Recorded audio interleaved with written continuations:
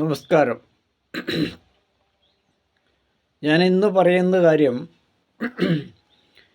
കത്തോലിക്ക സഭയിൽ കാലാകാലങ്ങളായിട്ട് ഉള്ള ഒരു കോപ്രായമാണ് കല്ലറ. കുടുംബ കല്ലറ, അല്ലെങ്കിൽ വ്യക്തിപരമായിട്ടുള്ള കല്ലറ, അല്ലെങ്കിൽ ചില കുടുംബത്തിനു വേണ്ടിയുള്ള കല്ലറ.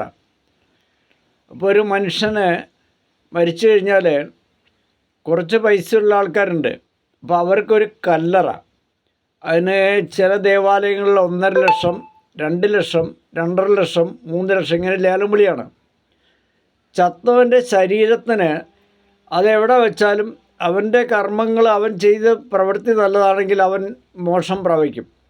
ഇല്ല, അതിന് ഇനി കല്ലറ ഇനി എത്ര 15 ലക്ഷത്തിൻ്റെ കല്ലറ വെച്ചാലും അവൻ്റെ പ്രവൃത്തി ഗുണമില്ലാത്തതാണെങ്കിൽ അവൻ അതിനകത്ത് ചീഞ്ഞ് നാറാണ്ടിരിക്കുകയുള്ളൂ, ചീഞ്ഞ് നാറി പുഴുത്തതിനകത്തിരിക്കുകയുള്ളൂ. ഇല്ല, വേറെ മെച്ചമൊന്നും വരികയില്ല.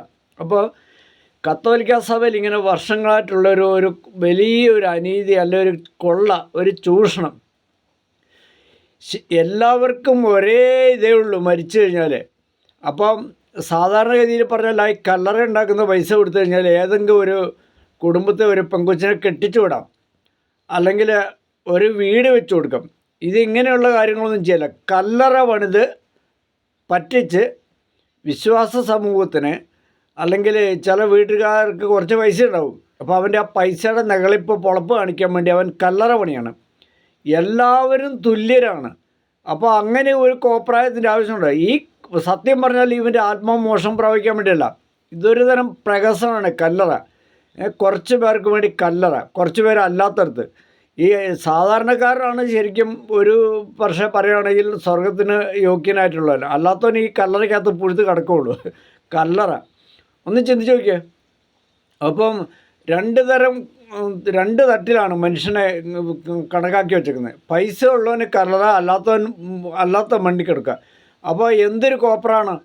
അപ്പോൾ ഈ കത്തോലിക്ക സഭയുടെ ഒരു കോപ്രായമാണിത്.